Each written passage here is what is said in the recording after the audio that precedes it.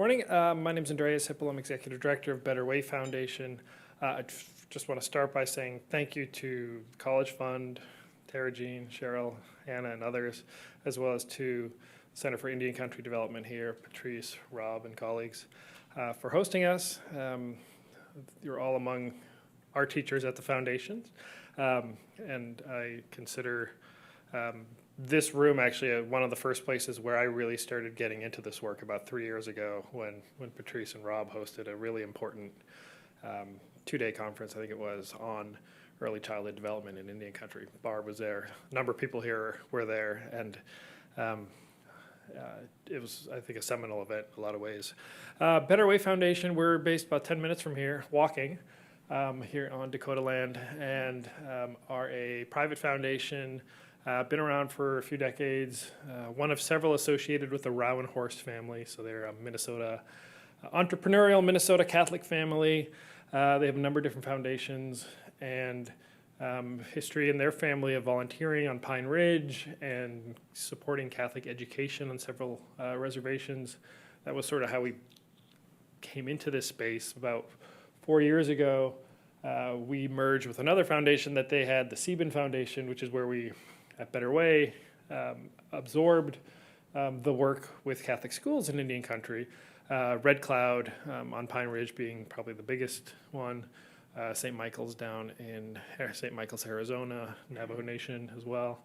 And as a foundation at that moment, we said, well, we've learned certainly about the, let's call it, challenging history, often shameful history of boarding school education, including the role that Catholic education has played in that.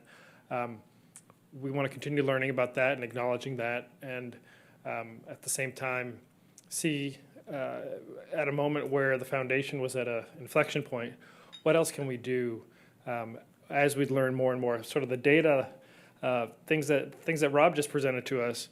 We were convinced that early childhood was a space we wanted to be in, and that where we could help make a difference. Where the return on investment, if you want to use that language, is highest, because education was the core. So we were convinced by the work of Rob and others that was really where we wanted to be. And so internally we said, well, we've learned enough at this point to say philanthropy generally does a bad job of supporting Indian country. We also know that there's great stuff happening. There are leaders out there who deserve support, and communities that are doing great things and overcoming the institutional racism and structural racism and challenges and attacks on sovereignty, et cetera, to do great things for their communities. So we also had the insight then of, which should be obvious, but that essentially with our small staff of a few white people on the 29th floor in downtown Minneapolis, we weren't going to figure out how to do that. So we hired Crystal Echohawk, who I think many of you might know, Pawnee Nation, and really one of the leading thinkers on philanthropy in Indian country. And she helped us really do an assessment of what could we do, where could we be helpful, and how do we approach this work in a way that is honoring the sovereignty and the cultures and languages and a lot of the stuff that we're going to be talking about today. And so 2016, our board approved a 5-year, $5 million commitment to Indigenous early childhood development. At beginning of last year, I kind of said, well, let's rip that up because that's not enough. And that's to the credit of the 3 Native women that spent 2 days with our board last June. Our board said right away, yes, 10 years, $10 million, because we want to double down. We want to show that we're in this for the long haul. We're learning. We're on this path of partnership that really honors and believes that the solutions to the challenges that are faced in Indigenous communities and Native communities are within those communities, and that we need to get behind and support that. So I popped this little statistic on the side here, just that 88% of our grants last year were to women-led organizations, 84% to organizations led by people of color or Indigenous. Our Indigenous ECD project, or initiative really, is going to be about 65% of our grant making within the next few years. 35% of our work is in Tanzania. We support Tanzanian organizations doing systems change on early childhood there too. And our board member, Patrice, can share her experiences of traveling with me over there last year, if you're interested. I'm volunteering you for something. So we're learning, we're on a path, and we're really excited because I think this is a moment where as we've gotten deeper into this space and learned from our partners, we're sensing that there is a growing movement here. And I see it more broadly in philanthropy as well. We see people like Edgar Villanueva, who recently, about 6 months ago, published Decolonizing Wealth, and he's on tour constantly right now, sharing the wisdom in that book, really calling philanthropy to task on how it approaches Indigenous people and what it does and doesn't do and what it should do. He'll actually be in town here in about a week. And we're learning from that, and I think others are listening and hopefully going to be acting. Some are. So our initiative, our Indigenous Early Childhood Development Initiative, really starts by listening. I mean, these are the core principles for us. We try to put the inherent power dynamics on the table because I think that's important for anyone in philanthropy. And that means we need to earn the trust of our partners, the communities that we serve as a funder. So we invest in those relationships. We show up. We don't show up too much because that's not cool either. But Indigenous people know what's best for Indigenous people, and that's like the core philosophy of how we approach this work. So when Tricia Makino at Coche de Pueblo tells me something, I know she knows better than I do about what her community needs. When Vanessa Goodthunder down at Lower Sioux tells me about how she got $2 million to start up a Dakota language Head Start immersion program down there, she knows what she needs. My job is to help get her those resources and to help elevate the voices there and bring them into the circles where I, from the point of sort of philanthropic privilege, can be helpful in supporting that work. And so we act in service of our partners and their communities. Our partners guide us and we're accountable to them. Yes, accountable to our board, but also accountable, if we're not accountable to the communities that we serve as a funder, then we're not doing it right either. So what are we supporting? One of the things that Crystal taught us early on was that Head Start is the biggest provider of early childhood services in Indian country.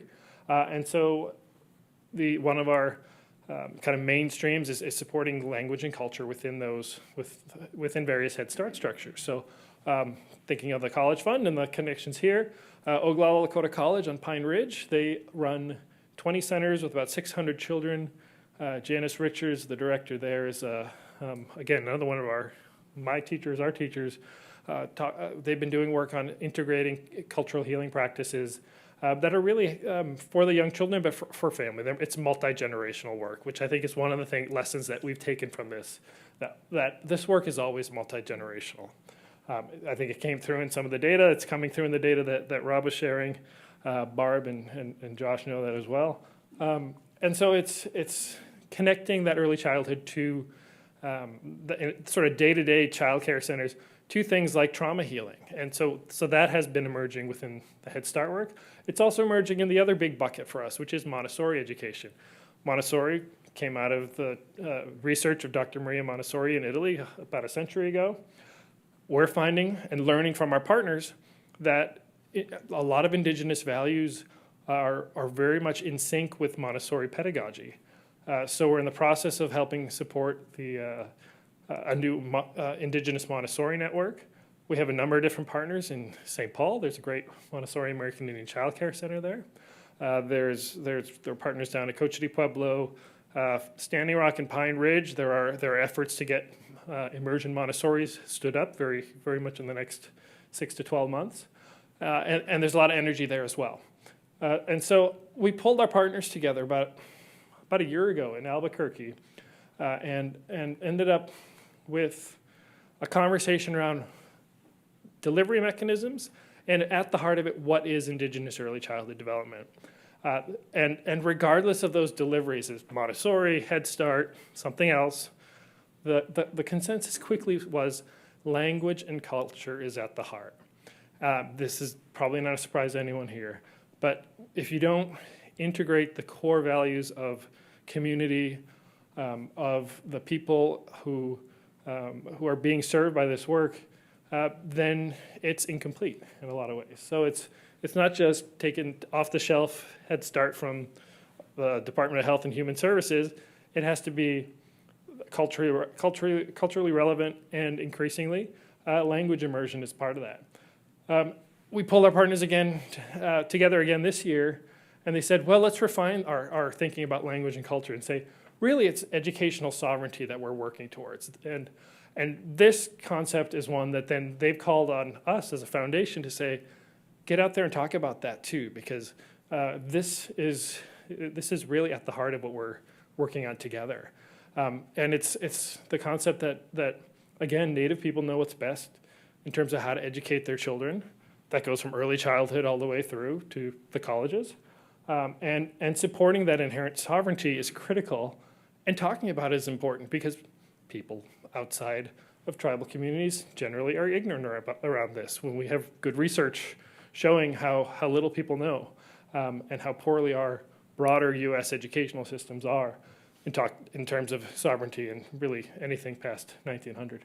And so we're learning from our partners that part of the narrative of what they want to create and argue for together is that early childhood development in Indian country is about sovereignty, it's about identity, and it's about healing.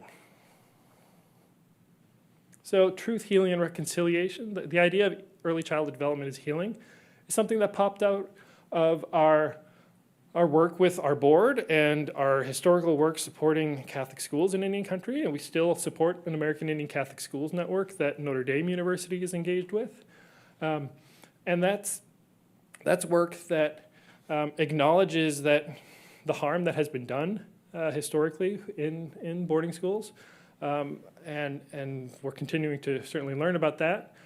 Here, just 2 miles from here, the National Native American Boarding School Healing Coalition has its offices, and they were incubated at the Native American Rights Fund, doing really important work to raise awareness and promote healing and truth-telling. And so when our partners came to our board meeting last June, part of what we said is, how does this history affect you as early childhood development partners in your communities personally? And had this conversation that to me, I think was, again, another monumentally important one for our foundation, because the connections between early childhood, sort of historical trauma, and healing became just crystal clear and apparent. And so as a foundation, we were really called to say, well, let's see, what connections do we have in the Catholic world where, frankly, a lot of heads remain in the sand about the history on this.